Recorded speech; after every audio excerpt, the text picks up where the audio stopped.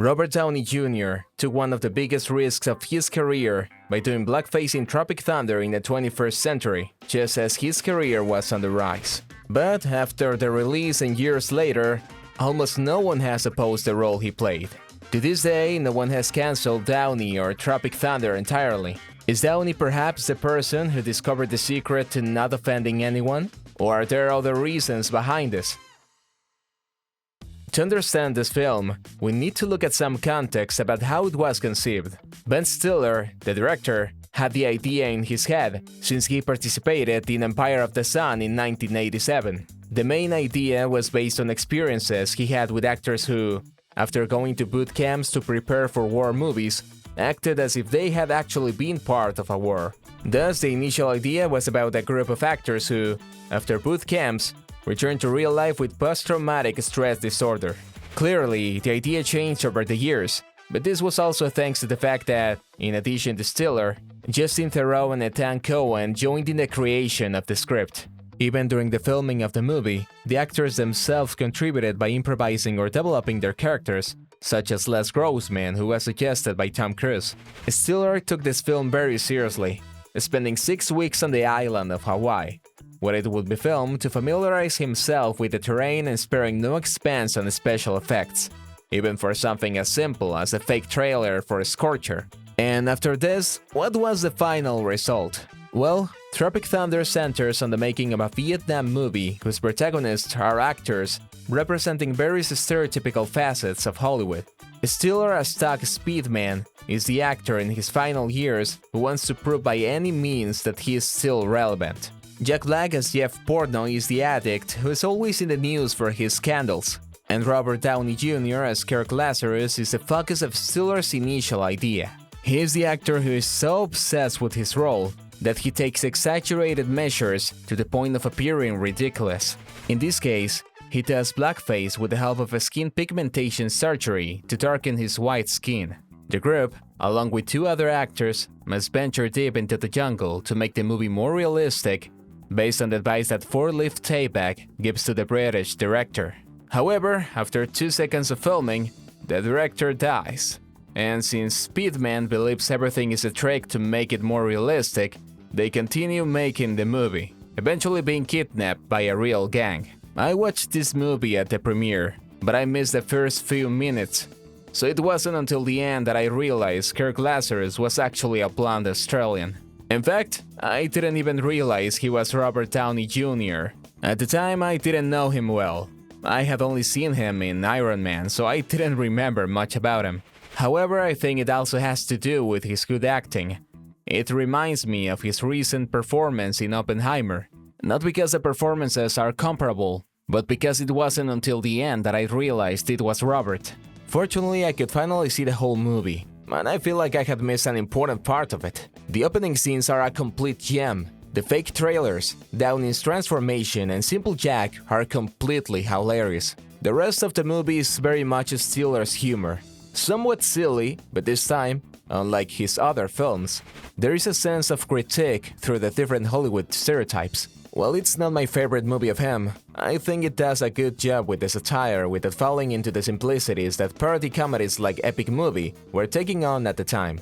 From a critical standpoint, it received positive reviews, and today the movie has an IMDb rating above 7, which is quite high for a Stiller-type comedy. Okay, everything seems correct so far, but why was the movie so good that critics and the public ignored the fact that Robert Downey Jr. was doing blackface, one of the most reviled practices in film history? Well, that might have had something to do with it, but it's not the whole story. There are several reasons why this blackface did not receive the backlash it might have seemed to deserve at first glance. Firstly, Stiller was aware of the potential criticism this character could receive, so he himself contacted the National Association for the Advancement of Colored People and several black journalists before filming to get their approval of the script.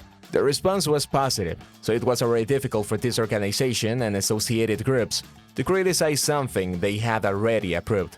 Perhaps the main and somewhat obvious reason for those who watched the movie is the context in which the blackface is used. Tropic Thunder is a satire that mocks various attitudes of Hollywood actors, including exaggerated methods of portraying characters, in this case, Robert's blackface. The entire purpose of the satire is to ridicule these issues, showing that blackface is something foolish that shouldn't be done.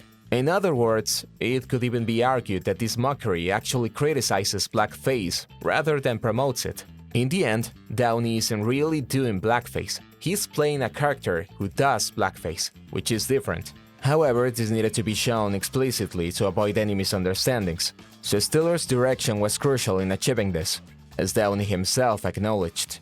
He knew exactly what the vision for this was. He executed it. It was impossible to not have it be an offensive nightmare of a movie. And 90% of my black friends are like, dude, that was great. What about the other 10%? I can't disagree with them, but I know where my heart... Paradoxically, something that also might have reduced the potential backlash against Downey was Stiller's own character. In the movie, Doug Speedman is also famous for his role as Simple Jack, which didn't sit well with disability organizations that found it offensive, as the movie uses the word retard 17 times. Stiller defended himself, stating, "We screened the movie so many times, and this didn't come up until very late." In the context of the film, I think it's very clear. They were making fun of the actors, and actors who try to use serious subjects to win awards. Thus, the attention that could have been on the blackface was surprisingly replaced by the controversy over his portrayal of Simple Jack. Finally, in 2008, the main news-spreading media were still television and a few social networks. Platforms like Instagram didn't exist yet, and Twitter wasn't very popular. But why does this matter? Well, today almost anyone can create a Twitter account and express their outrage over things they consider immoral, which can spread quickly given the reach of that network. A movie that uses blackface today, in my opinion, would be riskier with these new forms of communication. Regardless of the context, a headline or tweet can quickly go viral and have repercussions for the subject of the backlash, in this case, Downey Jr. However, back then, internet echo chambers were not as developed, and thus, this could have been another factor that prevented a small percentage of dissenters from becoming more visible and turning into a snowball effect. Like many other things, I think Tropic Thunder also had luck on its side. It was released at a time when there weren't as many social media platforms, and it was helmed by a director who truly cared about delivering a carefully crafted product, ensuring in advance to address possible criticisms and directing the movie in the most meticulous way to avoid misunderstandings. But I don't think we can declare victory just yet, because while Stiller may have been fortunate in those years, I wouldn't rule out of the possibility that public opinion could change in the near future. Or perhaps it already has? You know, Robert Downey Jr. did blackface, and no one was really upset. I was upset. He kind of did it pretty... Oh, you were upset? I was clearly upset, yeah. That's why I brought that up. Okay, why is that? It's just not fair, man. I think, you know, they like to pull the wool over our eyes sometimes and make us think that something is cool because a certain person is doing it, but blackface is blackface.